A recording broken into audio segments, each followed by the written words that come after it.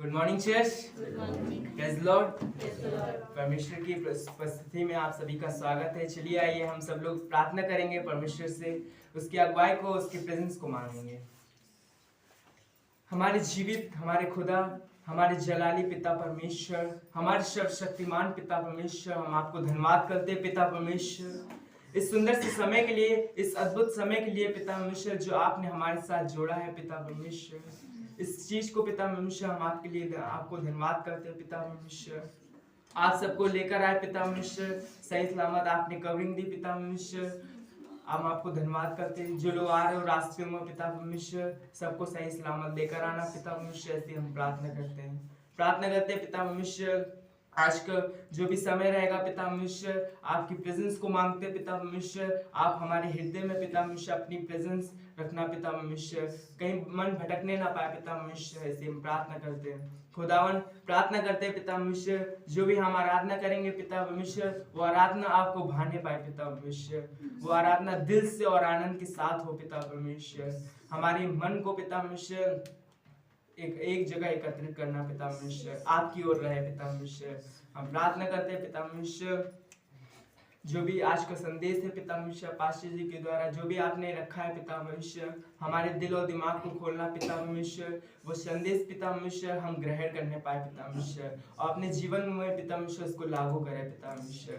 प्रार्थना करते हैं आप बुद्धि ज्ञान समझ देना पिता परमेश्वर, सारी चीजों में आप कवरिंग देना पिता परमेश्वर। आगे का समय हम आपके हाथों में देते हैं, प्रभु यीशु मसीह के नाम से मांगते हैं, आमीन। गुड मॉर्निंग, आप सभी को जय मसीह की। आइए हम परमेश्वर की आराधना करेंगे और कुछ गीतों को गाएंगे। मिलकर हम सना तेरी गाते, सारे जहां को सुनाते, मिलकर हम सना तेरी गाते, सारे जहां को सुनाते, जय जय हो तेरी महिमा, हो तेरी प्रभु, हम कह के सुनाते, हालेलुया, जय जय हो तेरी महिमा, हो तेरी प्रभु, हम कह के सुनाते, हम सना तेरी गाते, सारे जहां को सुनाते, हम सना तेरी गाते, सारे जहां को सुनाते, सारे जहां का सहारा, डूबे हुओं का किनारा, सारे जहां का सहारा, डूबे हुओं का किनारा, नैया हमारी डोले, फूलों में खाने में डोले, नैया हमारी डोले, फूलों में खाने में डोले, किनारे ले जा बंदर, तू आगे ले जा हम सबको पार लगा दे, हालेलुया, किनारे ले जा बंदर, तू आगे ले जा हम सबको पार लगा दे, हम सना तेरी गाते, सारे जहां को सुनाते, हम सना तेरी गाते, सारे जहां को सुनाते, चारों तरफ है कटाई, सरगोरे बादल है छाए, चारों तरफ है कटाई, सरगोरे बादल है छाए, तुझे नहीं अब किनारा, तू ही हमारा सहारा, तुझे नहीं अब किनारा, तू ही हमारा सहारा, किनारे ले जा बंदर, तू आगे ले जा हम सबको पार लगा दे, हालेलुया, किनारे ले जा बंदर, तू आगे ले जा हम सबको पार लगा दे, हम सना तेरी गाते, सारे जहां को सुनाते, हम सना तेरी गाते, सारे जहां को सुनाते, बाबू में जीवन हमारा, कष्टों को झेल रहा है, बाबू में जीवन हमारा,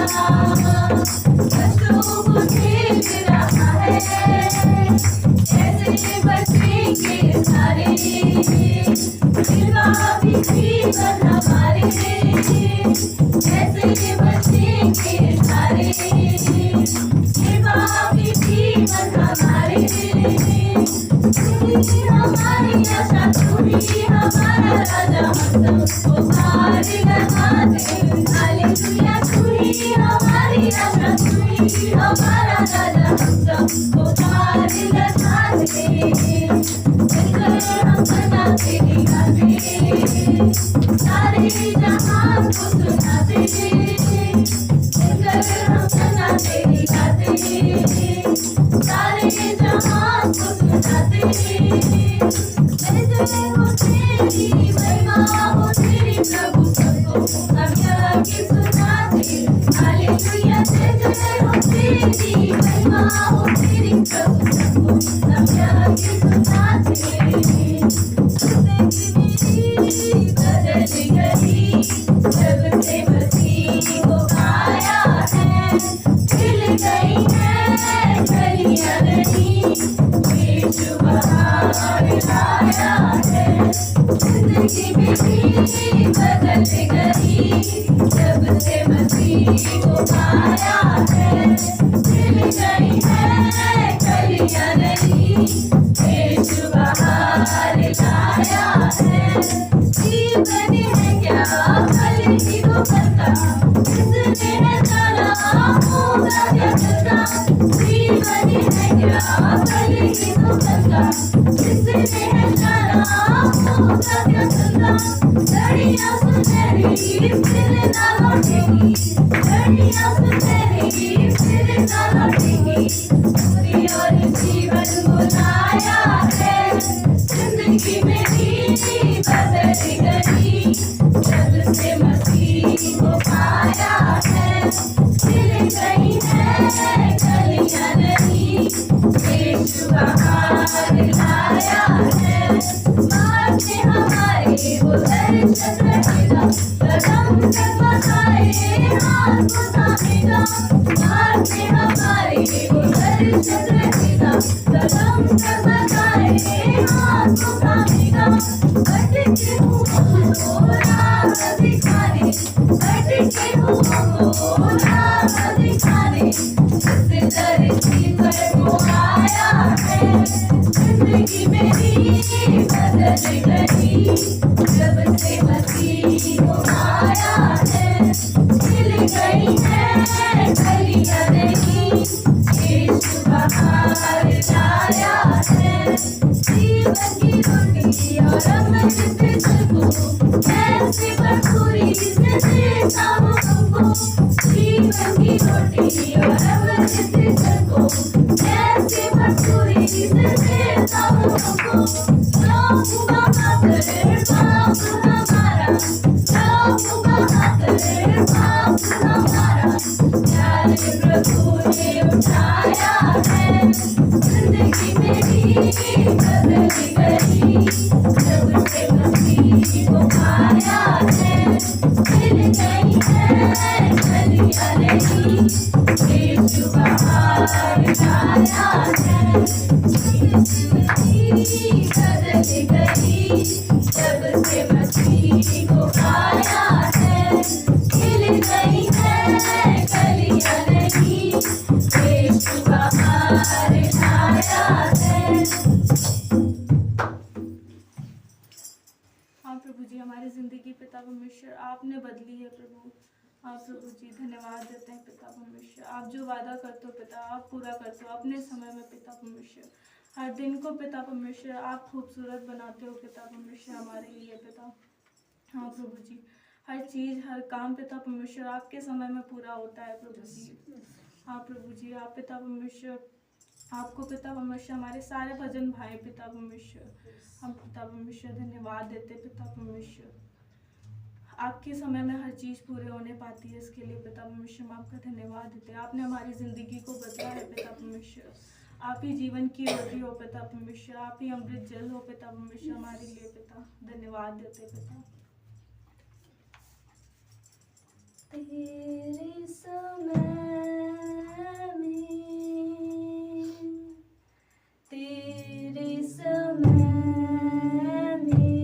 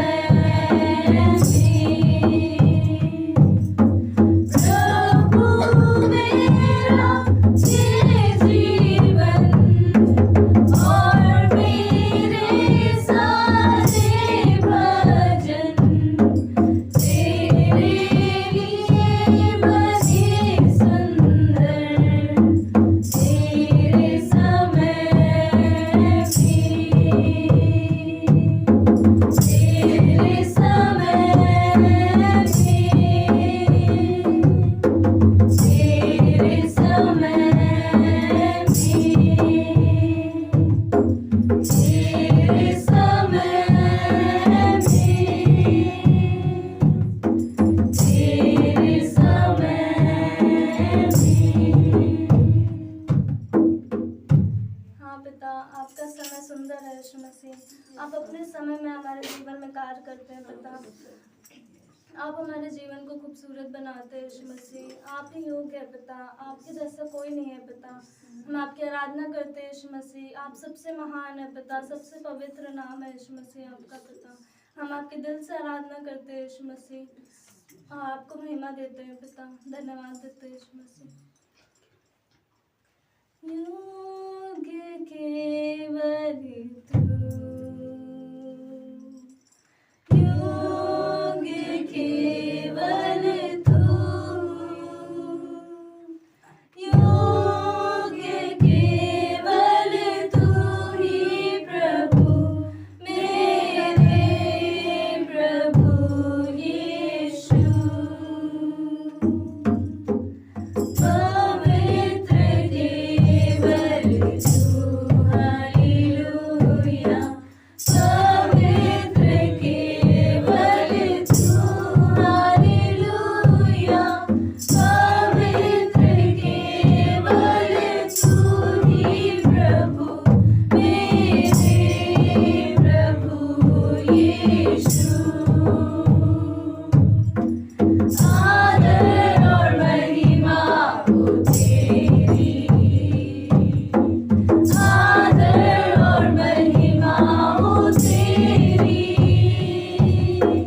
आदर और महिमा हो तेरी प्रभु, मेरे प्रभु यीशु। पवित्र केवल तू, हालेलुया। पवित्र केवल तू, हालेलुया। पवित्र केवल तू ही प्रभु, मेरे प्रभु यीशु। योग्य केवल तू, हालेलुया। योग्य केवल तू, हालेलुया। योग्य केवल तू ही प्रभु, मेरे प्रभु यीशु, मेरे प्रभु यीशु। हाँ पिता, आप ही योग्य हो यीशु मसीह। आप सबसे महान हो पिता। हम आपकी आराधना करते हैं यीशु मसीह, आपकी स्तुति करते हैं पिता। आपने हमारी ज़िंदगी को बदल दिया पिता यीशु मसीह। हमारी ज़िंदगी में आने के लिए हम आपको धन्यवाद देते हैं यीशु मसीह। इस आराधना के लिए हम धन्यवाद देते हैं पिता। आगे के सारे समय को आपके हाथों में देते हैं यीशु मसीह। हम सबके हृदय से आप बातें करना पिता, अच्छा संदेश होने पर आप अगुवाई करना यीशु मसीह। ऐसे हम प्रार्थना करते हैं पिता। ये प्रार्थना यीशु मसीह के नाम से मांगते हैं, आमीन।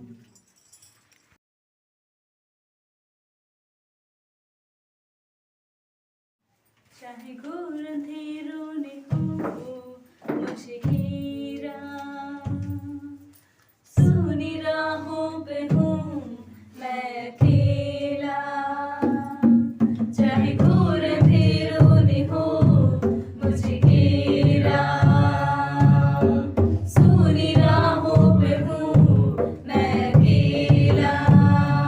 मैं ना डरूंगा, मैं ना डरूंगा, तू मेरा बल, तू मेरी ढाल, यीशु तू ही मेरी चट्टान। आंधी हो या हो तूफान, यीशु मेरा सर्वशक्तिमान। तू मेरा बल, तू मेरी ढाल, यीशु तू ही मेरी चट्टान।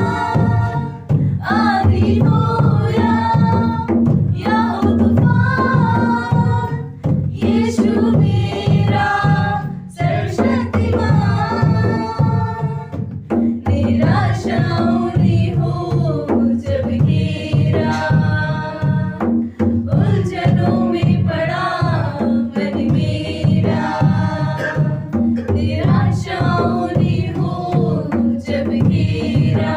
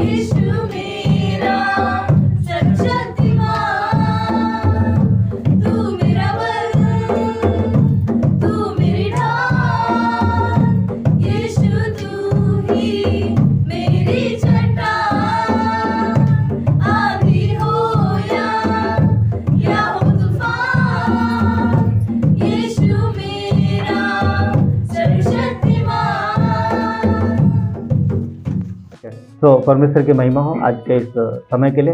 बहुत अच्छी आराधना थी, बहुत अच्छी वर्षित गवाहियाँ भी। तो वचन में जाएंगे हम लोग। इफिसियों का अध्याय 2 वचन 10 पढ़ेंगे।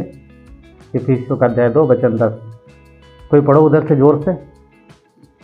क्योंकि हम उसके बनाए हुए हैं और मसीह यीशु में उन भले कामों के लिए सृजे गए जिन्हें परमेश्वर ने पहले से हमारे करने के लिए तैयार किया है। बस धन्यवाद। क्या कहता है? क्योंकि हम उसके बनाए हुए हैं। किसके बनाए हुए हैं? हाँ, परमेश्वर के बनाए हुए हैं और मसीह यीशु में उन भले कामों के लिए सृजे गए हैं। हमें परमेश्वर ने बनाया है भले कामों के लिए, अच्छे कामों के लिए। बुराई करने के लिए परमेश्वर ने मनुष्य को नहीं बनाया। तो मनुष्य के अंदर बुराई कहाँ से आ गई? बुराई का डिवाइस किसने फिट किया? है ना? तो परमेश्वर ने हमें अच्छे काम करने के लिए बनाया है, ना कि बुरे काम के लिए, जिन्हें परमेश्वर ने पहले से हमारे करने के लिए तैयार किया। हमारे बनाने मतलब इससे पहले कि वो हमें बनाए, परमेश्वर ने हमारे लिए एक योजना बनाई है, हमारे लिए एक प्लान बनाया है ताकि हम उस प्लान पे चलें। तो ये सोचो ना परमेश्वर की कितना बड़ा प्रेम है एक तरीके कि अभी हमें बनाने से पहले ही उसने हमारे लिए योजना बनाई। ठीक है, कुलस्सियों का 1:10 पढ़ेंगे। ताकि तुम्हारा चाल चलन प्रभु के योग्य हो और वह सब प्रकार से प्रसन्न हो और तुम में हर प्रकार के भले कामों का फल लगे और तुम परमेश्वर की पहचान में बढ़ते जाओ। ठीक है, क्या कह रहा? ताकि तुम्हारा चाल चलन प्रभु के योग्य हो। हमें बनाया भले कामों के लिए। भले काम करेंगे तो हमारा स्वभाव कैसा होगा? परमेश्वर के योग्य होगा। ठीक है, और सब प्रकार से प्रसन्न हो, ताकि परमेश्वर सब प्रकार से प्रसन्न हो और तुम में हर प्रकार के भले कामों का फल लगे और तुम परमेश्वर की पहचान में बढ़ते जाओ। ठीक है, आइए प्रार्थना करें। परमेश्वर धन्यवाद देते हैं, आज के इस समय को आपके हाथों में सौंपते प्रभु, आने वाले संदेश को आपके हाथों में देते परमेश्वर। प्रभु आप अपने लोगों के लिए अच्छा भोजन देते हो पिता। हम आपकी ओर देख रहे हैं परमेश्वर, हम आपके लोग हैं प्रभु पिता परमेश्वर। हम सबके जीवन में प्रभु क्या क्या बातें हैं परमेश्वर, क्या हमें करना है क्या नहीं करना प्रभु, सब आपने पहले से योजना बनाई। प्रभु यीशु आपने हमें बनाया है और आपने हमें बचाया है और बचाया है कि हम अब आपकी इच्छा अनुसार भलाई के कार्य करें। तो प्रभु यीशु हम सब अपने आप को आपके हाथों में सौंपते प्रभु। संपूर्ण हृदय से आपके पास आते, पूरी नम्रता और दीनता से आपके पास आते। हम सब अपने कानों को आपकी ओर लगाते हैं, धन्यवाद देते हैं प्रभु। आपकी महिमा हो हम सबके हृदय में परमेश्वर, आपकी शांति और आपका आनंद, आपका जॉय हम महसूस करें। धन्यवाद देते हैं प्रभु, आपकी महिमा हो यीशु नासरी के नाम से, आमीन।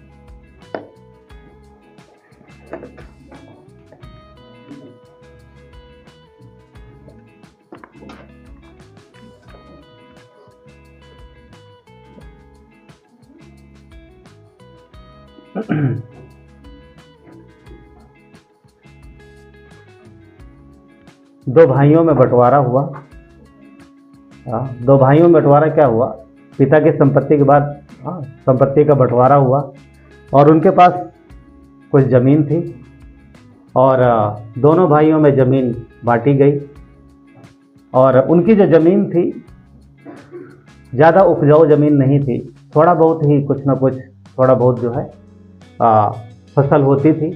तो एक भाई के हिस्से में जो ज़मीन आई वो बहुत कम ही मतलब फसल देती थी और तो जिस एक भाई दूसरा जो भाई था उसमें भी होता था पर ज़्यादा उपजाऊ ज़मीन नहीं थी। ठीक है, तो एक भाई ने निर्णय लिया कि मुझे इस ज़मीन को और उपजाऊ बनाना है और उपजाऊ बनाना है। तो उसने सोचा कि क्या करे ज़मीन के विषय, क्या करे इस ज़मीन का। तो उसने क्या किया, ज़मीन में मेहनत की, उस ज़मीन में मेहनत किया, उसके जो कंकड़ पत्थर थे वो हटाए। अब बोलोगे कंकड़ पत्थर कहाँ होते हैं ज़मीनों में? कि अपनी तरफ नहीं होते, मगर हर जगह ऐसी ज़मीन नहीं होती, कहीं कहीं होते हैं। यदि आप जाएंगे झांसी और ग्वालियर साइड तो उधर आपको दिखेंगे कि ज़मीन ऐसी है जहाँ पर कंकड़ पत्थर होते हैं तो उसने क्या किया कि सारे पत्थर हटाया, सब कुछ हटाया और मेहनत की, और उस जो कि वो ज़मीन जो कि साधारण ज़मीन थी, एक बढ़िया उपजाऊ ज़मीन बनी। तो जिस विषय में हम बात कर रहे हैं वो विषय यही है कि उपजाऊ ज़मीन, उपजाऊ ज़मीन बनना, एक अच्छी साधारण भूमि एक उपजाऊ ज़मीन बने। ठीक, तो उस भाई ने, उस व्यक्ति ने मेहनत किया और उसकी मेहनत सफल हुई, रंग लाई, और एक दिन अच्छी फसल पैदा हुई, अच्छी फसल पैदा हुई। अगर हम देखें मत्ती के 13 अध्याय में, तो वहाँ पर बीज जो है कई जगह पर बोया जाता है, मगर जो आखिरी है वो कहाँ बोया जाता है? अच्छी भूमि पर। भाई दबे और 3 सी कौन सी है, कोई बताएगा? मार्ग के किनारे, झाड़ियों में, पथरीली भूमि में और अच्छी भूमि में। कभी सोचा एक चीज़? देखो यहाँ लिखा, मत्ती 13 कहता है कि एक बीज बोने वाला निकला। कुछ बीज कहाँ गिरा? मार्ग के किनारे, कुछ पथरीली भूमि में और कुछ झाड़ियों के बीच में और कुछ अच्छी भूमि। कभी सोचा कोई किसान रास्ते में बीज बोता है? कोई किसान झाड़ियों में बीज बोता है? बोता कोई? तो ज़्यादातर किसान अच्छी भूमि में बीज बोते हैं, कोई इधर उधर बीज नहीं फेंकता। मगर ये बीज बोने वाला कौन है? परमेश्वर। और ये एक्चुअली में किसको दर्शा रहा पता? ये जमीन लोग हैं, लोगों का हृदय। तो कहने का मतलब ये कि उसने कुछ भी नहीं छोड़ा, उसने किसी को भी नहीं छोड़ा। उसकी इच्छा है कि सबके पास परमेश्वर का वचन जाए। क्या पथरीली मतलब चाहे जैसा मनुष्य हो, जमीन चाहे जैसी हो, इंसान चाहे जैसा हो, सबको परमेश्वर का वचन मिलना चाहिए, ये उसकी इच्छा है। पर फल कहाँ आया? अच्छी ज़मीन। तो अच्छी ज़मीन कौन है आज के हिसाब से, अभी के हिसाब से? हम और आप। क्यों? क्योंकि हम और आप वो ज़मीन है जिसमें बीज बोया गया, ज़मीन में बीज उगा, और इसलिए हम यहाँ पर हैं। ठीक है, हम यहाँ पर। क्या हम अच्छी ज़मीन थे? अब हैं, पहले थे? नहीं थे। पहले सिंपल ज़मीन थे, साधारण ज़मीन में भी हम भी ऐसे ही अन्य जैसे हो सकते हैं। पर हमने स्वीकार किया, परमेश्वर ने हमें बुद्धि दी, हमने वचन को स्वीकार किया और हम अच्छी ज़मीन बने। मगर सवाल ये पैदा होता है, अच्छी ज़मीन तो हम बन गए, क्यों? क्योंकि हमने परमेश्वर के वचन को स्वीकार किया। पर क्या हम उपजाऊ ज़मीन हैं? आज जिस विषय में बात हो रही है, उपजाऊ ज़मीन, एक साधारण ज़मीन उपजाऊ ज़मीन बने। तो सवाल यही है, क्या अच्छी हैं? स्वीकार किया हमने, हम एक साधारण लोग से परमेश्वर ने हमें अपनी संतान बनाया। तो क्या हम उपजाऊ ज़मीन हैं? क्या हम उपजाऊ ज़मीन हैं? ये एक मुख्य बात। उस भाई के हिस्से में जो ज़मीन आई थी वो भी सिंपल ज़मीन थी, साधारण ज़मीन, ज़्यादा फसल वसल नहीं होती थी। उसने देखा, ध्यान से देखा कि इस ज़मीन में समस्या है, इसमें कंकड़ हैं, इसमें और भी बहुत सारी चीज़ें हैं। इसको और बहुत कुछ मेहनत करने की ज़रूरत है। ये ज़मीन फसल, अच्छी फसल दे सकती, मगर इसमें मेहनत करने की ज़रूरत है। और उस भाई ने मेहनत किया, उस भाई ने मेहनत किया और अच्छी फसल ज़मीन आई। तो आज जिस विषय में बात करेंगे, आप सॉरी, वो है अच्छी और उपजाऊ ज़मीन। तो 4 इसमें मुख्य बातें मैंने लिखी हैं, और भी कई प्रोसेस हो सकते हैं, पर मैंने 4 प्रोसेस लिखे हैं कि अच्छी भूमि यानी उपजाऊ भूमि बनने के लिए। तो अगर किसी के पास ऐसी ज़मीन है तो किसान क्या करेगा? क्या करेगा? पहले उस ज़मीन में पानी डालेगा। तो पहला पॉइंट है पानी डालना, पानी डालना। अगर सूखी भूमि सूखी भूमि है, पत्थर भी है, कठोर भूमि है, तो सबसे पहले क्या किया जाएगा? उसमें पानी डालेंगे। क्यों? क्योंकि पानी डालेंगे तो पानी डालने से भूमि जो है वो मुलायम होगी, मुलायम होगी। आसानी से उसके पत्थर निकाले जा सकते हैं, आसानी से उसमें काम किया जा सकता है। और ये पानी जो है, अगर मान लो एकदम सूखी भूमि है तो थोड़ा पानी डालने से कुछ नहीं होगा। महिला अच्छे से जानती है, अगर गर्म कढ़ाई है उसमें थोड़ा सा पानी डालेंगे तो छींटा मारेंगे तो क्या होता है? कुछ नहीं होता।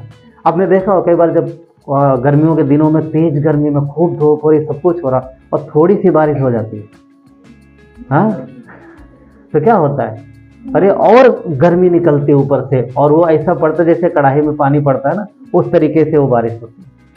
पर जब उसी समय में जब खूब बारिश होती, 2-3 दिन लगातार बारिश होती, तो क्या होता है, मौसम ठंडा हो जाता है, ज़मीन भी बढ़िया हो जाती, फसल भी अच्छी हो जाती। तो बहुत ज़्यादा पानी की ज़रूरत है। ज़्यादा पानी भरा जाएगा तो ज़मीन ज़्यादा मुलायम होगी, और ये जो ज़्यादा पानी भरा जाना, ये क्या प्रकट कर रहा पता, परमेश्वर का प्रेम, उसका अनुग्रह है जो बहुतायत से हमें दिया गया। थोड़ा प्रेम नहीं किया उसने हमसे, उसने शब्दों से बयान नहीं हो सकता इतना प्रेम हमसे जो उसने हमसे आपसे किया। क्यों? और उसने हमें अनुग्रह भी दिया, बहुत सारा अनुग्रह दिया। क्यों दिया है? ताकि हम उसके उपयोग के लायक बने, ताकि हम उपयोग में आ सके, ताकि वो हमारे जीवन में काम कर सके, हमारे कठोर हृदय को मुलायम कर सके, मुलायम कर सके। हाँ, क्या कितनी बार होता है कि अगर कोई व्यक्ति आपके साथ मतलब बुराई करता है तो उसके प्रति मन कठोर होता था, पर अगर कोई व्यक्ति बुरा भी है पर वो भलाई करता है तो मन क्या होता है, उसके प्रति थोड़ा सॉफ्ट हो जाता, सॉफ्ट हो जाता। तो परमेश्वर ने अपने प्रेम की अपने प्रेम की भलाई इस रीत से हम पे प्रकट की है कि वचन क्या कहता है, जब हम पापी थे तभी उसने हमारे लिए अपनी जान दी। तो जब हम एक तरीके से कठोर भूमि थे, अनउपजाऊ भूमि थे, बंजर भूमि के जैसे थे, तभी उसने हमसे प्रेम किया और बहुत ज़्यादा किया, ताकि हम इस्तेमाल हो सके, ताकि इस्तेमाल हो सके। किसान ने खेत में पानी भरा, उससे उसने उस ज़मीन को मुलायम किया। यीशु ने अपना लहू बहाया, उसने हमारे हृदय को इससे कठोर किया। खेत पानी से कठोर किया गया है और हमारा हृदय मुलायम किया गया है। खेत पानी से मुलायम किया गया है और यीशु ने हमारे हृदय को, कठोर हृदय को अपने लहू से भिगोया है, अपने लहू से, ताकि हम उसके लिए उपयोग हो जाए। वचन नहीं कहता उसने हमें लहू से धोया है, राइट। तो ये उसका प्रेम है। क्रूस पर यीशु का प्रेम दिखाई देता है, क्योंकि प्रेम प्रकट में आना चाहिए। प्रकट में पानी जब भरा गया तो किसान की मेहनत दिखाई दी, पानी दिखाई देता, उसका ब्लड हमारे शरीर में है, उसने हमारे लिए बहाया और उसका ब्लड हमारे शरीर में है। विश्वास के द्वारा हम यीशु के लहू को अपने जीवन में आने देते हैं, राइट। तो इफिसियों का 2:4 कहता है, उसने हमसे बड़ा प्रेम किया है। वो दया का धनी है, उसने हमसे बड़ा प्रेम किया, महान प्रेम किया, और थोड़ा नहीं बहुतायत से प्रेम किया। दूसरी बात, उसने हमें ताने नहीं मारे कि तुम पथरीली भूमि हो, तुम में कंकड़ है, तुम में पत्थर है, तुम इस योग्य हो। नहीं, किसान ने देखा ये भूमि योग्य नहीं है, फिर भी उसने उसमें काम किया। यीशु ने हम में काम किया। हम आप योग्य नहीं हैं, कोई भी योग्य नहीं। हम समाज के द्वारा तिरस्कृत हो सकते हैं, अपने लोगों के द्वारा नकारे जा सकते हैं, मगर मसीह के द्वारा स्वीकारे गए, परमेश्वर के द्वारा स्वीकारे गए। तो प्रेम संभालता है, प्रेम गिराता नहीं है, प्रेम उठाता है। तो परमेश्वर ने वो प्रेम किया, परमेश्वर ने प्रेम किया। परमेश्वर का जो अनुग्रह है, जो प्रेम है, वो हमारे हृदय, कठोर हृदय को नम्र करता है और उपजाऊ भूमि बनाने के लिए आगे प्रोसेस को बढ़ाता है। वचन कहता है कि उसने माँ के जैसा प्रेम किया। कैसा किया? माँ के जैसा प्रेम किया। माँ कैसा प्रेम करती है सबको पता है, सिर्फ इंसानों में नहीं, माँ का प्रेम जानवरों में भी दिखाई देता है। एक वाकया मुझे परमेश्वर याद दिला रहा, मैं बताता हूँ। एक बार मैं मेरी वाइफ के ऑफिस गया था किसी काम से, काफ़ी पहले की बात है, ठीक है, काफ़ी पहले की बात है जब ये जॉब में थे। तो वहाँ पर एक एक्सीडेंट हुआ था और एक्चुअली कुछ रास्ता पैदल जाना था, तो मैं पैदल ही जा रहा था। तो मैंने देखा भीड़ थी, लोग इकट्ठा हुए थे, और जब अंदर गया तो एक कुत्ते के बच्चे का एक्सीडेंट हुआ था और वो वहीं पर पड़ा हुआ था, शायद जीवित था थोड़ा थोड़ा, पर उसकी जो माँ थी उसको देख के मैं हैरान हो गया। और वो वाकया भूलता नहीं, कभी याद आता है। वो अपने बच्चे को देख रही है और लोगों की तरफ आ रही है, बच्चे के पास जा रही है, लोगों की तरफ आ रही है, बच्चे के पास जा रही है, लोगों की तरफ आ रही है, लोगों से। एक तरीके वो बेजुबान है, बोल नहीं सकती थी, पर वो मदद मांग रही थी अपने एक्शन से। बच्चे के पास जा रही है, लोगों के पास आ रही है। तो ये क्या दिखा रहा था? ये प्रेम है। जानवर है पर माँ है, माँ भी तो है, जानवर है। तो वो चाह रही थी वो कि कोई मदद करे, उसके बच्चे को बचाए। तो ये जानवरों में है। आप किसी भी चाहे किसी भी जानवर का छोटा बच्चा जरा छीन के देखो, है ना, फिर पता चलेगा कि वो कमज़ोर, चाहे जो भी जानवर हो, कमज़ोर है ताकतवर हो, फिर वो मांगे उसके अंदर कितना पावर आ जाता। बिल्ली भी है, चाहे कुछ भी हो, छोटा पतला, कौन सा जानवर ले सकते हैं जो कमज़ोर हो? आपके मैडम को सहारा। कुत्ता थोड़ा खतरनाक होता, लोग वैसे डरते हैं। ठीक है, पक्षी ठीक है, चिड़िया, हाँ चिड़िया ठीक है। चिड़िया के बच्चे घोंसले से आप उसके देखते हुए बच्चा उठाओ, बोला ये अंडा उठाओ, हाँ जहाँ तक जा पाएगा दौड़ाएगी, पीछे छोड़ेगी नहीं। ये माँ का प्रेम है, माँ है। परमेश्वर का वचन कहता है जैसे माँ संभालती है उससे बढ़ के मैं संभालता हूँ। दूध पिलाने वाली माँ अपने बच्चे को भूल सकती, पर मैं तुझे नहीं, कभी नहीं भूलूंगा। ये माँ है। और परमेश्वर का प्रेम उससे बढ़ के है। तो उसने तब नहीं कि जब हमने उसको जाना, अब हमने स्वीकार किया, तब उसने प्रेम नहीं किया। जब हमने स्वीकार नहीं किया, जब हम नहीं जानते थे मसीह को, जब हम बेकार जमीन थे, तभी परमेश्वर ने हमसे प्रेम किया, तभी हमसे प्रेम किया और हमें स्वीकार किया, तभी उसने अपना लहू बहाया और हमें सींचा उस लहू से। तो पहला प्रोसेस क्या है? पानी डालना, यानी परमेश्वर का प्रेम और अनुग्रह जो बहुतायत से हम पे हुआ। दूसरा पॉइंट, जब किसान पानी डाल देता है, जमीन मुलायम हो जाती है, तो पता क्या करता है? उसकी जुताई करता है या फिर खुदाई करता है। उसमें से जो पत्थर हैं वो निकालता है, इसमें से पत्थर हैं वो निकालता है, ठीक है, ताकि उस मिट्टी में, क्योंकि ऐसे उपजाऊ नहीं हो सकती, ऐसे ज़मीन उपजाऊ नहीं हो सकती। शायद आप कभी गए हो, कभी कोई गया झांसी और ग्वालियर साइड कोई गया? अभी कब दोबारा जाना तो ध्यान देना, अपने यहाँ पर क्या सब मैदानी एरिया है, तो यहाँ पर खेतों में कंकड़ पत्थर नहीं होते। वहाँ पर पहाड़ी एरिया नहीं बोल सकते, पहाड़ तो बहुत बड़े बड़े होते हैं। हाँ, लाल मिट्टी है वो, कहीं ऊंचा पहाड़ जैसे लगता है, पर छोटे वाले क्या बोलते हैं उसको? पठारी पहाड़ कुछ बोलते हैं ना, पहाड़ नहीं है पर पहाड़ जैसे ही है, छोटा छोटा। तो वहाँ पर खेत भी पूरे एरिया में इतने गोल गोल पत्थर मिलेंगे सब चारों तरफ से, और पहाड़ ऊपर नीचे, मतलब खेत भी ऊपर नीचे है, तो ऊपर तो ऐसे खेत हो, कोई समतल है, कुछ ऐसा। तो जब कभी उधर जाओ तो मैंने एक चीज़ नोट करी कि पूरी ज़मीन में कंकड़ पत्थर है, कोई भी ज़मीन उपजाऊ नहीं है, मगर उन्हीं ज़मीन में कुछ जगहों को समतल किया गया है, उन्हें खेत बनाया गया है और उस जगह में फसल है। और जब उस जगह में फसल नहीं होती उस खेत में, तब देखो आपको चलते हुए दिख जाएगा, सब जगह पत्थर मिलेंगे, मगर उस खेत में आपको एक भी पत्थर नहीं। सब जमीन कठोर होगी पर वो मुलायम होगी। क्यों मुलायम है? क्योंकि उसमें किसान ने काम किया है, उसने एक एक पत्थर बीन के हटाया है, बाहर फेंका है, उसमें मेहनत किया है, उसको उपजाऊ बनाया है, ठीक है, उपजाऊ बनाया। तो ये जो जुताई करना और पत्थर बीनना, ये किसको प्रकट करता है पता? ये प्रकट करता है परमेश्वर के वचन को।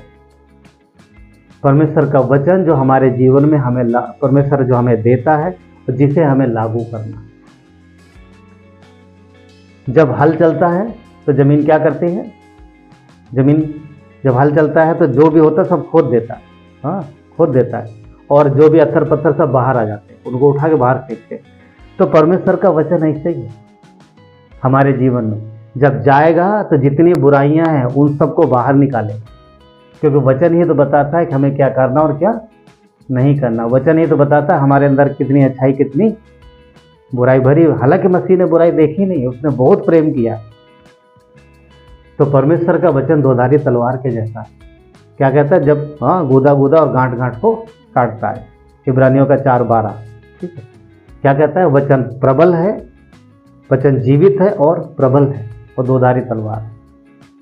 तो ये जब परमेश्वर का वचन रूपी हल जब हमारे जीवन में आता है, तो हमारी कठोर भूमि को मुलायम करता है और काटता है, वो छांटता है, जो बताता है कि हम कैसे हैं। ठीक है, इब्रानियों का 4:12, राइट, 4:12।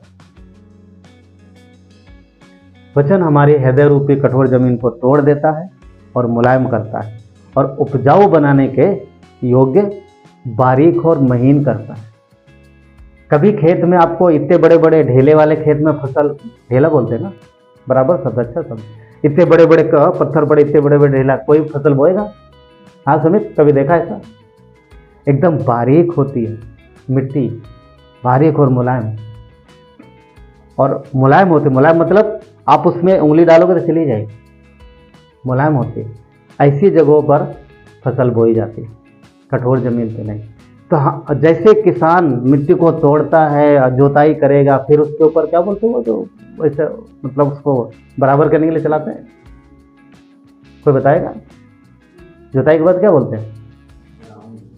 हाँ ना, पाटा चलाते हैं, हाँ ठीक है, बराबर करते हैं उसको।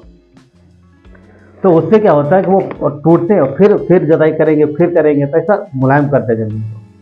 परमेश्वर का वचन भी यही करता है। हमारा हृदय भी कठोर है, कितने सारे हिस्से में, कितने सारे एरिया में हम कठोर हैं। पता, खेतों में इतने बड़े बड़े पत्थर चाहे ना हो खेत में, पर हृदय में मिल जाएंगे, इससे भी बड़े बड़े पत्थर मिल जाएंगे, वो टूटते ही नहीं है। इतने दिन से, सालों साल से परमेश्वर कई बार हल चला रहा है, कई बार सब कर रहा है, पर वो पत्थर टूटते ही नहीं है। कई बार पता है, देखो किसान का काम है पत्थर उठा के बाहर फेंकना, पर खेत ना नहीं करता है कि नहीं नहीं नहीं नहीं, जमीन पकड़ नहीं रखते, मैं तो नहीं छोड़ूंगी इसको ना, चाहे जितनी मेहनत करो तो छोड़ना नहीं इस बार। क्या खेत ऐसा करता है? हाँ, किसान आया, ये वाला पत्थर निकाला, जमीन रात को प्लान किया, आओ सवेरे हम बताएंगे। हाँ, मिट्टी ने जकड़ लिया कस के, और वो खोद खोद के परेशान होते। क्या ऐसा करती जमीन? नहीं करती, पर हम और आप करते, हम और आप करते हैं। क्यों? कुछ ऐसे पत्थर है जिनको हम पकड़ के रखते हैं, प्रभु इसको तो मैं तोड़ने नहीं दूंगा, चाहे जो मर्जी करो। हाँ, नहीं नहीं मुझे इसको तोड़ना है, नहीं नहीं ये मेरा, मुझे बहुत पसंद है, बहुत पसंद है। कई बार हम ऐसा करते हैं, परंतु परमेश्वर चाहता है कि हम तोड़े जाए, हर हिस्सा टूटे, क्योंकि जो हिस्सा नहीं टूटेगा वो प्रॉब्लम पैदा करेगा। कई सारे लोग किसान हैं, श्रावण दिया कई लोगों ने, हाँ इधर मैच बैठे, किसी ने दिया बैल के ऊपर चल के दिया, तो हाथ उठाओ। हाँ, तो एक अनुभव आपने किया होगा, मैंने भी थोड़ा बहुत किया है। जब बारीक मिट्टी होती है तो बराबर चलती है, पर अगर पत्थर आता तो जंप हो जाता है। हाँ, उसके ऊपर जाएगा तो अगर संभल के ना बैठो तो गिर सकते कई बार। तो अनाड़ी लोग कितनी बार होते हैं कि अगर ऐसा पत्थर वाली ज़मीन में नहीं देते, मतलब अनाड़ी जो नए लोगों को, उनको ऐसी ज़मीन में नहीं देते, पर जो ट्रेंड है वही कर पाते हैं। अगर नया पर्सन ऐसे खेत में श्रावण देगा तो वो क्या होगा, वो गिर जाएगा और पाटा उसके ऊपर से निकल जाएगा। तो मैंने देखा है कुछ लोगों के साथ ऐसा होता हुआ। तो ट्रेंड लोग ऐसा करते हैं, पर अगर मुलायम ज़मीन है तो बिल्कुल स्मूथ जाएगा, कोई दिक्कत नहीं होगी। पर जहाँ पत्थर है वहाँ पर आप ठीक से नहीं कर सकते। तो सोचो कि अगर मान लो कि वो क्या बोलते हैं, बड़े बड़े मजबूत ढेले वाला ना, ढेला ठीक है, मजबूत ढेले वाला खेत आपका है और वो फूट ही नहीं रहा, मतलब वो ढेले आपने पानी डाला, सब कुछ डाला, हो ही नहीं रहा, तो क्या करोगे आप?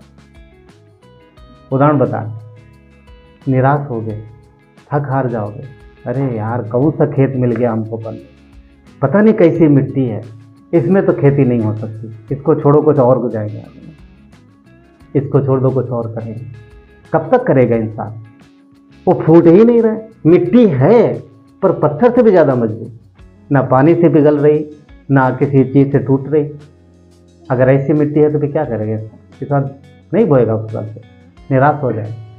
पता कई बार आप इमेजिन करो, वो हम और आप हो सकते हैं, वैसा खेत हमारा, वैसा हृदय हमारा हो सकता है, पर आप निराश हो सकते हो। पर परमेश्वर का धन्यवाद करो, वो निराश नहीं होता कभी। और परमेश्वर अपने बच्चों के लिए आस नहीं छोड़ता, कभी भी आस नहीं छोड़ता। वो आशा लगा के रखता है कि आज नहीं तो कल, कल नहीं तो परसों, नरसों ने सुधरेंगे जरूर। क्यों? क्योंकि परमेश्वर का वचन जीवित है और दो धारी तलवार वो काटता है, और उसका प्रेम पानी फेल हो सकता है कुछ मिट्टी के अंदर जाने में। हाँ, शायद आप जानते होंगे कुछ ऐसी मिट्टी होती है, आप पानी भर दो नीचे वैसे टाइट रहेगी, अंदर पानी जाएगा, उसको चिकनी मिट्टी कुछ बोलते हैं। कुछ मिट्टी में पानी अंदर तक चला था, पूरा घुल जाती है मिट्टी, है ना, सबको पता, कुछ मिट्टी पूरी घुल जाती है। कुछ मिट्टी तो महीनों महीनों पड़ी रहेगी, बस थोड़ा सा हिलेगी, अंदर उसे कठोर रहेगी। पानी कई बार मिट्टी को मुलायम नहीं कर सकता, परंतु परमेश्वर का प्रेम अंदर तक जाएगा और मुलायम करता है। वो अलग बात है कि हमने कई सारे पत्थर पाल रखे अपने हृदय में, पर परमेश्वर का प्रेम कभी फेल नहीं होता। पहला कोरिन्थियों में बोलता है ना, परमेश्वर का प्रेम कभी असफल नहीं होता, राइट। तो पत्थर जो अगर हैं तो वो खेत उपजाऊ नहीं हो सकता, तो मिट्टी का टूटना और मुलायम होना जरूरी है। इसी तरीके से हमारे हृदय में जो बड़ पत्थर हैं, जो हमने संभाल के रखे हैं कि प्रभु ये हिस्सा मेरा है, इसको तो मैं आपको दूंगा नहीं, हाँ, ये बुराई मुझे बहुत पसंद है प्रभु, मैं तो छोड़ने वाला नहीं, आप जो मर्जी कर लगाओ, कितना पानी भरोगे, हाँ, हम भी देखते हैं। मगर अगर ऐसा है तो फिर उपजाऊ होने में समस्या है, क्योंकि वचन कहता है भजन संहिता 51:17, टूटा हुआ मन परमेश्वर के योग्य बलिदान। टूटा हुआ मन, उसको टूटा हुआ मन चाहिए। और यहाँ पर अगर देखोगे ना तो क्या लिखा है, टूटा हुआ मन परमेश्वर के योग्य बलिदान है। परमेश्वर टूटे हुए और पिसे हुए मन को तुच्छ नहीं जानता, नहीं जानता। जो टूटा और पिसा है, एकदम मुलायम है, एकदम बारीक है, वो उपजाऊ होगा, वो जमीन उपजाऊ होगी। और जो अगर कंकड़ है, पत्थर वाली है, वो उपजाऊ नहीं होगी। यहाँ पर बहुत अच्छा ट्रांसलेट किया, यहाँ पर एक्चुअली टूटना और टूटा और पिसा दो शब्द इस्तेमाल किए। बड़े बड़े हैं पत्थर है, उनको तोड़ा है, छोटे छोटे टुकड़े हुए और फिर बाद में एकदम पीस दिया, मुलायम कर दिया। अब कोई भी बीज बोएंगे, कोई भी अच्छा बीज बोएंगे, बढ़िया फसल आएगी।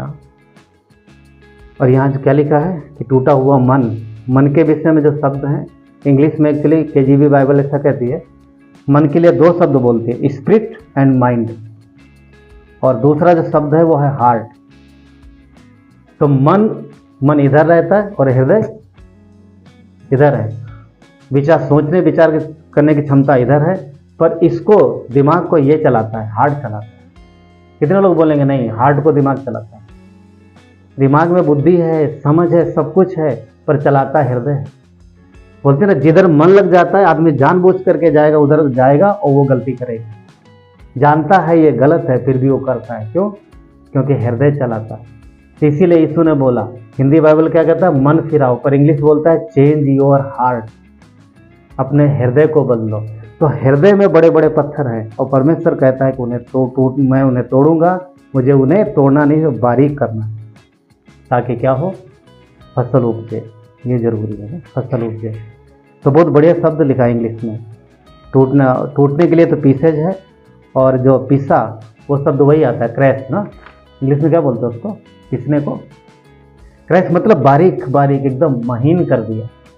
और जब महीन हो गया है तो अब क्या हो गया है, अब तैयार है। महीन है तो तैयार है। इफिसियों का 2:10 क्या कहता है, क्योंकि हम उसके बनाए हुए हैं और मसीह यीशु में भले कामों के लिए सृजे गए। हम परमेश्वर के बनाए, परमेश्वर के द्वारा बनाए गए, और भलाई के लिए उसने हमें बनाया, बुराई के लिए नहीं बनाया। पत्थर बुराई को प्रकट कर रहा है, पत्थर कठोरता को प्रकट कर रहा है। अगर ये चीज़ें हैं तो परमेश्वर कैसे उपजाऊ जमीन बनाएगा, कैसे इस्तेमाल करेगा। हम लोग कितना प्रार्थना करते हैं कि परमेश्वर हमें आशीष दे, प्रभु हमें ब्लेस कर, परमेश्वर हमें बहुत, और लोग प्रार्थना भी करते हैं परमेश्वर आपको बहुतायत की आशीष दे। मगर आशीष कैसे देगा जब खेत कठोर है, उसमें कुछ उपज ही नहीं रहा, कुछ बीज नहीं होगा, तो कैसे आशीष मिलेगी। देखो, ये टूटना पिसना, जो मुलायम है, जो नम्र है, वही चीज़ों को एक्सेप्ट करेगा। कठोर भूमि कभी भी पानी एक्सेप्ट नहीं करती, राइट। तो यहाँ पर परमेश्वर हमारे आपके लिए कह रहा है, जो नम्र होगा वो उपजाऊ भूमि बनेगा, जो अपने जीवन में परमेश्वर के वचन को काम करने देगा, वो उपजाऊ भूमि बनेगा। जो इनकार नहीं करेगा परमेश्वर के वचन से, वो उपजाऊ भूमि बनने के लिए तैयार है। जो बहाना नहीं बनाएगा वो, और जो पाप करने से डरेगा, जो बुराई छोड़ने के लिए तैयार होगा, जो किसी को गाली के बदले गाली नहीं देगा, जो लोगों पर दया करेगा, जो किसी को बुरी नज़र से नहीं देखेगा। ये सारी चीज़ें हैं, ये बुराई है और ये भरी, और यही पत्थर तो परमेश्वर उठाना चाह रहा हमारे, और क्या उठाएगा। हम असली का पत्थर लेके नहीं चलते, ये सारे हमारे अंदर भरे हुए। जो व्यभिचार के बारे में सोचेगा तक नहीं, जो बेईमानी के लिए बेईमानी करने के लिए तैयार नहीं होगा, और जो किसी को धोखा नहीं, बहुत सारी लंबी लिस्ट है, बहुत लंबी लिस्ट हो सकती है। ये पत्थर है। यीशु क्यों आया? ये सब इंसान इन्हीं सारी चीज़ों में लिप्त है, तो परमेश्वर कहता है ये सारी चीज़ों से मैं बाहर आना, हमें एक ईमानदार जीवन जीना। ईमानदारी पता है परमेश्वर के प्रति ईमानदारी क्या है मालूम? परमेश्वर के वचन को अपने जीवन में जगह देना और उसके अनुसार आगे जाना। ये क्या है? ईमानदारी। जब हम वचन के साथ ईमानदार नहीं है तो परमेश्वर के साथ कैसे ईमानदार होंगे? आपके पास पवित्र शास्त्र है, आपके पास ये परमेश्वर ने वचन दिया है, आप इसको मनन करिए। अगर आप इसके अनुसार नहीं चलते हैं, आप इस पर समय नहीं बिताते हैं, तो फिर कैसे ईमानदार हो सकते हैं? कैसे ईमानदार हो सकते हैं? ये वचन है जो हमारे लिए दिया गया। परमेश्वर का धन्यवाद करो कि उसने हमें दिया है। शायद पिछले वीक या किसी वीक मैंने बोला था, अय्यूब परमेश्वर के वचन के अनुसार चलता था, अपने जी बच्चों को देखता था, पर उसके पास था क्या? ये क्या अब्राहम के पास था जो अब पूरी जिंदगी विश्वास योग्य चला? वो क्या अब्राहम के पास पवित्र शास्त्र था? नहीं था, पर फिर भी चला। क्यों? उन्होंने सुन लिया अपने लोगों से और परमेश्वर से सुना, उन्होंने उस पर चले। आज तो उसका अनुग्रह इतना, ये वचन ही उसका अनुग्रह है कि हमारे आपके पास है और हमें मिला और हम पढ़ पा रहे हैं। आज भी धरती पर बहुत ऐसी जगह है जिनके पास वचन नहीं है और वहाँ पहुँच भी नहीं सकते। बहुत ऐसी जगह ऐसी है। तो ये अनुग्रह है जो उसने हमें बहुतायत से दिया है। तो परमेश्वर के वचन में हमें समय बिताना है और वचन के साथ ईमानदार रहें, वचन के साथ ईमानदार रहें और परमेश्वर के वचन को स्वीकार करना, क्योंकि उसने हमसे इतना प्रेम किया, पता, बहुतायत के साथ प्रेम किया। उसने प्रेम करने में कंजूसी नहीं की, नहीं आपको कम दूंगा, इनको ज़्यादा दूंगा, इनको कम दूंगा, इनको बहुत ज़्यादा दूंगा, ऐसा नहीं बोला। आपको दिया, बहुतायत से दिया। और इसलिए हमें परमेश्वर के वचन को स्वीकार करना, एक्सेप्ट करना, विश्वास करना। पहला कुरिन्थियों 13:7 कहता है कि प्रेम, वो व्यक्ति सब बातों को सह लेता है जो परमेश्वर के प्रेम को जानेगा, जो उसके वचन को स्वीकार करे, कहता है सब बातों को सह लेगा और सब बातों के प्रति यानी विश्वास करेगा, सब बातों की आशा रखेगा, सब बातों में धीरज रखेगा। तो परमेश्वर जिसने हमसे इतना प्रेम किया है, वो हमें चाहता है कि हमारे अंदर की जो बुराइयां हैं, जो कंकड़ पत्थर हैं, वो बाहर निकले और हम कठोर भूमि के बजाय एकदम मुलायम ज़मीन बने और हमारा हृदय जो टूटे और इतना कि मतलब वो उपजाऊ हो सके। ठीक है, तो ये दूसरा पॉइंट है। तीसरा है विभिन्न प्रकार की खाद डालना, उपजाऊ कुछ उर्वरक चीज़ें जिनको बोलते हैं ना, खेत में वो डाली जाती, विभिन्न प्रकार किसान ये करता है। तो ये किसको प्रकट करता है पता? ये प्रकट कर रहा है सिद्धांत को। सिद्धांत, परमेश्वर की खरी शिक्षा, जिसको सिस्टमेटिक डॉक्ट्रिन बोलते हैं। सिस्टमेटिक मतलब उद्धार के विषय में, मुख्य कुछ विषय बता रहा हूँ, उद्धार के विषय में और हमारे व्यक्तिगत जीवन के विषय में, जगह जगह पर हमारे जीवन में जरूरतें जो पड़ती है उसके हिसाब से हमें कैसे जीना चाहिए। बहुत सारी चीज़ें, बहुत तरह की बातें। तो ये है क्या है? खरी डॉक्ट्रिन। अगर हम सही तरीके से वचन को नहीं सीखेंगे तो हम खुद कंफ्यूज हैं। तो ये क्या है? ये विभिन्न प्रकार की खाद है। तो हमारे पास अनेक प्रकार, मतलब जो परमेश्वर ने सिद्धांत दिए हैं, विभिन्न प्रकार के सिद्धांत है, विभिन्न प्रकार की डॉक्ट्रिन है, अलग अलग विषयों को लेकर के, वो हमें सीखने की जरूरत है। तो जब हमें सीख जाते हैं, पहला क्या था? प्रेम किया, अनुग्रह दिया, बहुतायत से दिया। दूसरा क्या किया? हमारे अंदर से कंकड़ पत्थर निकाले, हमें उपजाऊ ज़मीन बनाने के लिए एकदम महीन किया। और तीसरा क्या किया? अब उसमें खाद पात डाल रहा, खाद वगैरह जो विभिन्न उपजाऊ चीज़ें डाल रहा। अब जब ये हो गया है तो चौथा क्या है? अब ज़मीन तैयार है किस चीज़ के लिए? अच्छी फसल के लिए। तो चौथा है बहुतायत की फसल। बहुतायत की फसल यानी बहुतायत की आशीषें। अगर हम इस तरीके से परमेश्वर के वचन को ग्रहण करते हैं तो हमें ब्लेस करेगा। क्यों नहीं करेगा? क्योंकि अब हमारे अंदर उसका वचन जो गया है वो जाएगा और उगेगा, उगेगा और अच्छी भूमि में अच्छा फल लाएगा। मत्ती 13 क्या कहता है? 13:8 कि कुछ भूमि अच्छी, कुछ बीज जो अच्छी भूमि पे गिरे और वो फल लाए। कितना लाए? 100 गुना, 60 गुना, 30 गुना। तो ये बहुतायत की फसल है और परमेश्वर ने हमें इसीलिए बुलाया। उसने क्या कहा कि हम उसके द्वारा बनाए गए हैं और भले कामों के लिए रचे गए हैं। उसके द्वारा वहाँ उसने हमें भले कामों के लिए बनाया ताकि हमारे अंदर बहुतायत की आशीष हमें मिले और परमेश्वर का जो वचन है वो हमारे अंदर जो बोया गया वो फल लाए।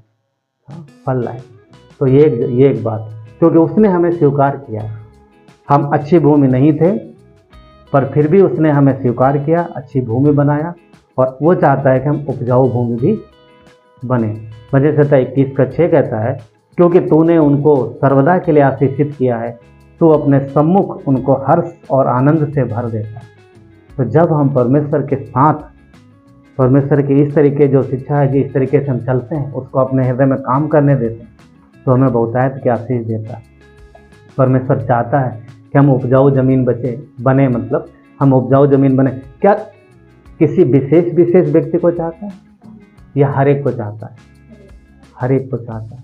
इसीलिए उसने पक्षपात नहीं किया। उसने सिर्फ अच्छी ज़मीन में बीज नहीं बोया, उसने सब जगह बीज बोया, सब जगह बीज बोया। उसने पक्षपात नहीं किया। तभी कुलसियों के 10 कहता है कि तुम्हारा चाल चलन प्रभु के योग्य हो, कि वो सब प्रकार से प्रसन्न हो, तुम्हें हर प्रकार के भले कामों के फल लगे और तुम उसकी पहचान में बढ़ते। तो ये परमेश्वर की इच्छा है कि हम उपजाऊ ज़मीन बने, क्योंकि यीशु ने क्रूस पर अपनी जान इसीलिए दी, इसीलिए वो मरा, इसीलिए वो तीसरे दिन जी उठा, क्योंकि वो जीवित परमेश्वर। उसने हमें आपको बचाया, तब नहीं कि जब हम अच्छे थे, उसने तब बचाया है, तब उसने ये काम किया जब हम बुरे थे। तो आज वो चाहता है कि हम आशीषित हों और बहुतायत की आशीषें हमें मिले। तो परमेश्वर चाहता है कि हम उसके वचन को ग्रहण करें और उसको अपने हृदय में काम करने दें। हम अपने आप को क्या बोलते हैं, अपने आप को सुरक्षित ना करें परमेश्वर से। एक्चुअली तो परमेश्वर चाहता है कि हम उसे काम करने दें। आइए प्रार्थना करते हैं। प्यारे परमेश्वर, धन्यवाद देते हैं आपकी करुणा और दया के लिए प्रभु। आपकी महिमा हो परमेश्वर। धन्यवाद प्रभु कि आपने हमें प्रभु स्वीकारा पिता। जब हम बुरे थे तब आपने हमें प्रभु ग्रहण किया परमेश्वर। आपने हमसे बहुतायत से प्रेम किया प्रभु। हमारी बुराइयों को स्वीकार किया और हमारी बुराइयों को प्रभु आपने अपने लहू से धोया, उन्हें निकाला है परमेश्वर। आज भी कई सारी चीज़ें हो सकती हैं हमारे अंदर प्रभु। धन्यवाद कि आप बहुतायत से प्रेम करते हैं और प्रेम वो आपका कभी ख़त्म नहीं होता परमेश्वर। धन्यवाद देते हैं प्रभु। यहाँ पर कई सारे लोग हैं परमेश्वर, कईयों को प्रभु शारीरिक तकलीफें हैं प्रभु, इससे वो भी एक बड़े बुराई के बड़े पत्थर के जैसे हैं प्रभु। हमारी प्रार्थना है परमेश्वर कि जिन भाई बहनों के जीवन में प्रभु शारीरिक तकलीफ मसीह यीशु आपके नाम से मांगते हो दूर होने पाए, हर समस्या प्रभु दूर होने पाए परमेश्वर, हर प्रकार की बीमारी दूर होने पाए। और प्रभु यीशु पिता हम प्रार्थना करते हैं कि जिन भाई बहनों के हृदय में प्रभु जो मजबूत पत्थर हैं प्रभु वो टूटे पिता और उपजाऊ हृदय बने बने। हम सब प्रभु आप प्रार्थना करते हैं कि अच्छा और उपजाऊ जमीन बने बने, ताकि बहुतायत की आशीष हमें मिले परमेश्वर। बहुतायत से प्रभु हम फलवंत हों आपके लिए। धन्यवाद देते परमेश्वर, आपकी महिमा हो प्रभु। धन्यवाद देते पिता क्योंकि आपने अपने लहू से हमें धोया। धन्यवाद प्रभु। हम अपने आप को आपके हाथों में देते हैं। यदि आप तैयार हैं तो परमेश्वर को कह सकते हैं कि प्रभु हम अपने आप को आपके हाथों में देते हैं, मुझ में काम करो प्रभु। हमारे जीवन में कई सारे तकलीफें, कई सारे ऐसे पत्थर हैं जिन्हें अब अभी निकालने की ज़रूरत है। यदि आप ऐसा कहते हैं तो वो आपकी मदद करेगा, क्योंकि वो आया आपके लिए, इसीलिए आया, इसीलिए क्रूस पे मरा कि आपका जीवन आशीषित हो। धन्यवाद देते प्रभु, आपकी महिमा हो प्रभु। इससे आपके देह है, हर एक को ब्लेस करो प्रभु, संभालो परमेश्वर और अपने महिमा के लिए इस्तेमाल करो। धन्यवाद देते, सारा आदर गौरव महिमा आपको देते। प्रार्थना उद्धार करता है यीशु नासरी के नाम से, आमीन।